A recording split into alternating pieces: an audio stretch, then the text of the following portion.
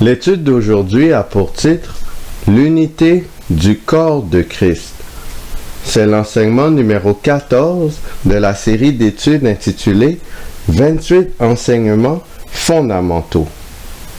Que représente le corps de Christ? Éphésiens, chapitre 1, les versets 20 à 23. Il l'a déployé en Christ, en le ressuscitant des morts, et en le faisant asseoir à sa droite dans les lieux célestes, au-dessus de toute domination, de toute autorité, de toute puissance, de toute dignité et de tout nom qui se peut nommer, non seulement dans le siècle présent, mais encore dans le siècle à venir. Il a tout mis sous ses pieds, et il l'a donné pour chef suprême à l'Église, qui est son corps, la plénitude de celui qui remplit tout en tous. Le corps de Christ, dans le sens symbolique, est l'Église. Ainsi, chaque croyant est un membre du corps de Christ. Romains chapitre 12, les versets 4 et 5. Car, comme nous avons plusieurs membres dans un seul corps, et que tous les membres n'ont pas la même fonction, ainsi, nous qui sommes plusieurs, nous formons un seul corps en Christ, et nous sommes tous membres les uns des autres. Dans un corps humain, chaque membre a une fonction qui lui est propre. De la même façon, chaque croyant a un rôle, une fonction spécifique pour l'avancement de la cause de Dieu. Tous les membres d'Église sont donc utiles pour le bon fonctionnement du corps de Christ. Galates chapitre 3, les versets 26 à 29.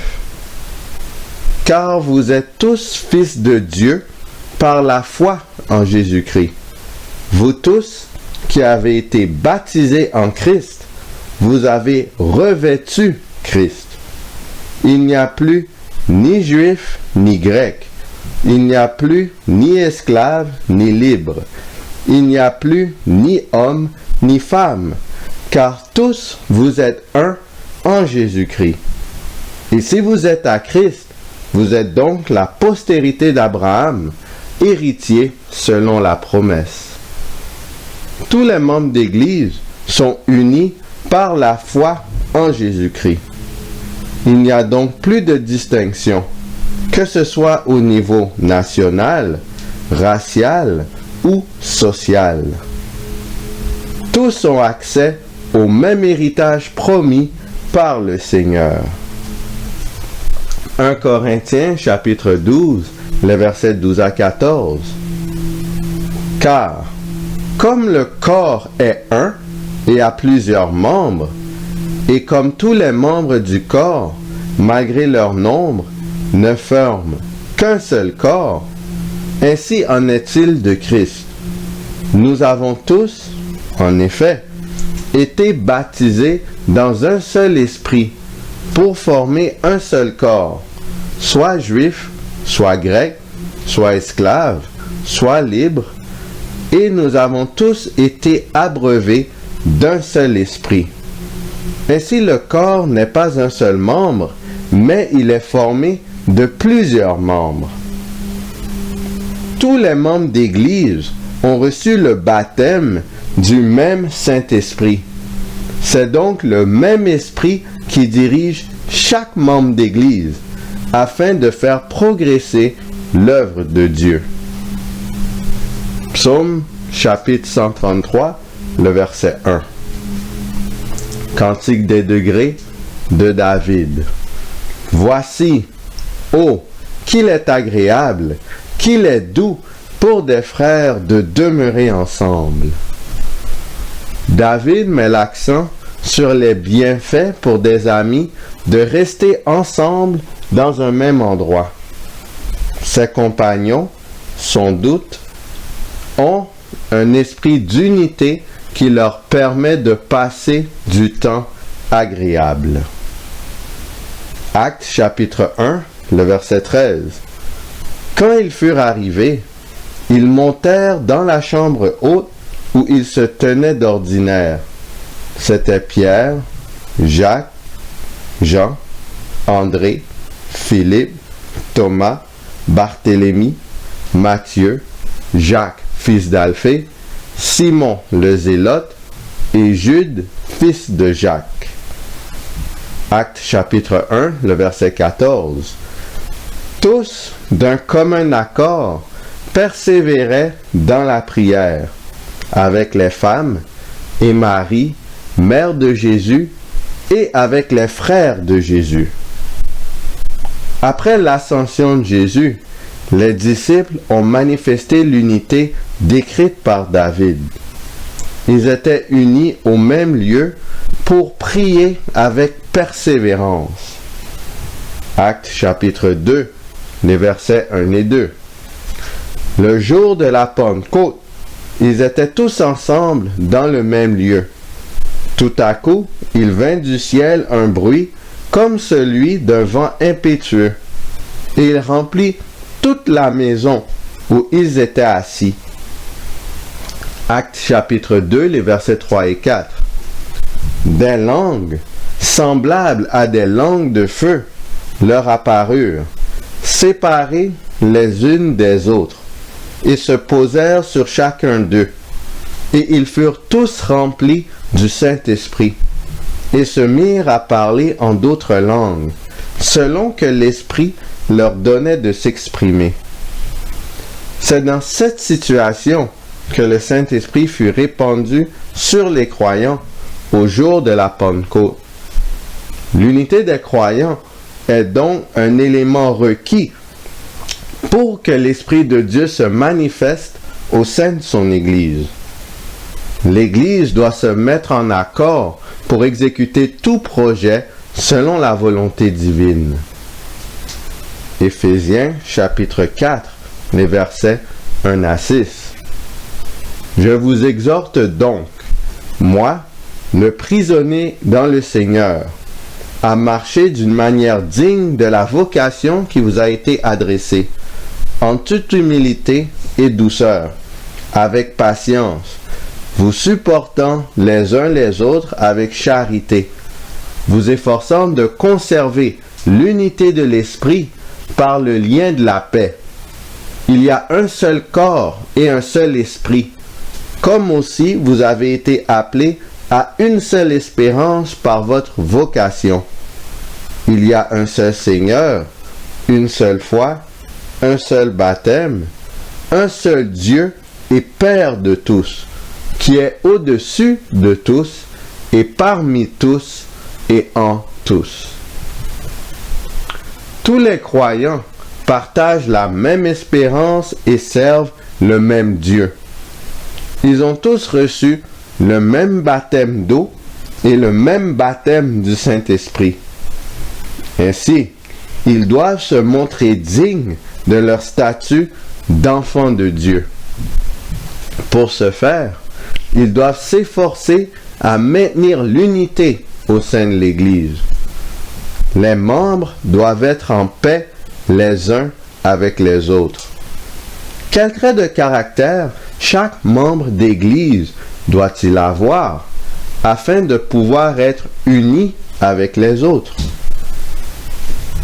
Colossiens chapitre 3, les versets 11 à 14. Il n'y a ici ni grec ni juif, ni circoncis ni incirconcis, ni barbare ni scythe, ni esclave ni libre. Mais Christ est tout et en tous. Ainsi donc, comme des élus de Dieu, saints et bien-aimés, revêtez-vous d'entrailles de miséricorde, de bonté, d'humilité, de douceur, de patience. Supportez-vous les uns les autres, et, si l'un a sujet de se plaindre de l'autre, pardonnez-vous réciproquement. De même que Christ vous a pardonné, pardonnez-vous aussi. Mais par-dessus toutes ces choses, revêtez-vous de la charité, qui est le lien de la perfection. et que la paix de Christ, à laquelle vous avez été appelés pour former un seul corps, règne dans vos cœurs et soyez reconnaissants. Pour obtenir et maintenir l'unité au sein de l'Église, chaque membre d'Église doit manifester de la miséricorde et de la bonté, avoir de l'humilité, avoir de la douceur, montrer de la patience, supporter les autres, être prêt à pardonner, avoir l'amour sacrificiel de Jésus-Christ, avoir la paix de Christ, être reconnaissant. Jean chapitre 13, le verset 35. À ceux-ci, tous connaîtront que vous êtes mes disciples, si vous avez de l'amour les uns pour les autres. Jean chapitre 17, les versets 21 à 23. Afin que tous soient un, comme toi, Père, tu es en moi, et comme je suis en toi, afin qu'eux aussi soient un en nous, pour que le monde croie que tu m'as envoyé. Je leur ai donné la gloire que tu m'as donnée, afin qu'ils soient un, comme nous sommes un, moi en eux et toi en moi, afin qu'ils soient parfaitement un, et que le monde connaisse que tu m'as envoyé et que tu les as aimés comme tu m'as aimé. L'unité des croyants, tous guidés par le Saint-Esprit, doit refléter l'unité entre le Père et le Fils. Jésus a prié son Père pour que l'Église arrive à cette unité. Lorsque cette unité sera parfaitement manifestée au sein de l'Église, le monde sera convaincu de notre message. Les habitants de la terre voudront également faire partie du peuple de Dieu. L'amour entre les membres d'Église constitue la preuve suprême qu'ils sont les enfants de Dieu. C'est donc la méthode la plus efficace et la plus durable de prêcher l'Évangile au monde entier. Sur ce, qui allons-nous choisir? Est-ce que nous choisissons d'être unis et déliés dans les cieux? Ou est-ce qu'on choisit de demeurer dans l'état inconverti, être lié dans les cieux et être divisé? Choisissons d'être avec Jésus à chaque instant. Nous sommes son peuple et le troupeau de son pâturage. Alors tenons-nous la main, marchons de même pas, mettons-nous d'accord pour suivre l'agneau partout où il va, afin que lorsqu'il viendra nous chercher, nous reflétions parfaitement son caractère. Que le Seigneur nous garde.